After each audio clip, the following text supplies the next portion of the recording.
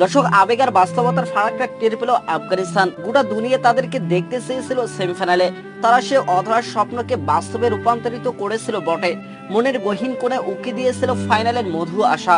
তাতে এক প্রকার স্টিম রোলার চালালেন দক্ষিণ আফ্রিকা, বিশেষ করে মার্কো ইয়ানসেন। দর্শক, একটা দীর্ঘ পথ পাড়ি দিয়েছিল আফগানরা। রোমান ছড়িয়ে রূপকথার একটা পথ ধরে তারা পৌঁছেছে সেমিফাইনালে, যে রাস্তার নেতৃত্ব দিয়েছিলেন দলটির ওপেনাররা। পুরো টুর্নামেন্টে ওপেনারদের কল্যাণে শুভ সূচনা পেয়েছিল দলটি। সেই জুটি ছিল আফগানিস্তানদের শক্তির জায়গা। এই শক্তি যে তাদের দুর্বলতা, সেটা ভালোভাবে জানা ছিল পটিয়া বোলারদের। তাদের প্রধান লক্ষ্য হয়তো ছিল আফগান ওপেনিং যত দ্রুত সম্ভব পতন ঘটানো। সে পরিকল্পনা বাস্তবায়ন করেন ইয়ানসেন। দর্শক, আফগানিস্তানের টপ অর্ডার গুড়িয়ে দিয়েছেন তিনি। প্রথম স্বীকার করেন রহমতুল্লাহ গুরবাজ। পরে টুর্নামেন্টে গুরবাজ ছিলেন সর্বোচ্চ রান সংগ্রহকদের একজন। সেই উইকেট ইয়ানসেন তুলে নেন ইনিংসের প্রথম ওভারে। স্লিপ অঞ্চলে ক্যাচ দিয়ে ফেরেন গুরবাজ। ঠিক তখনই হয়তো আফগান রূপকথার গুদলি আলো শুরু।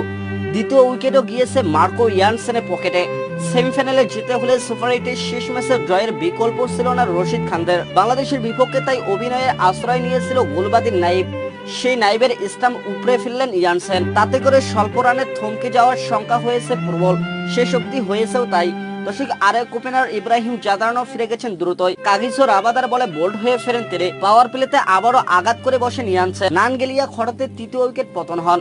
আর এক প্রান্তে রাবাদাও চালিয়েছেন নিজের ত্রাস, যার ফলে পাওয়ার প্লের মধ্যে 5টি উইকেট হারিয়ে ফেলে আফগানরা, যা কিনা টি-20 বিশ্বকাপের সেমিফাইনালে পাওয়ার প্লেতে হারানোর সর্বাধিক উইকেট। সেখান থেকে আর ঘুরে দাঁড়ানো হয়নি মোহাম্মদ নবীদের। আরও একটি রেকর্ড করে ফেলে তারা। বিশ্বকাপে নকআউট পর্বে সর্বনিম্ন দলীয় রান করেছেন আফগানিস্তান। সিরেফ 56 রানে অল আউট হয়ে গেছে তারা। সেখানেই মূলত রুট 70 মোলাকাত হয় আফগানদের। প্রাপ্তির খাতাটা এখানেই থেমে যাচ্ছে তাদের। সেমিফাইনালের শুরুতে আবেগের মোলায়েম চাদর জাপটে ধরেছিল তাদেরকে।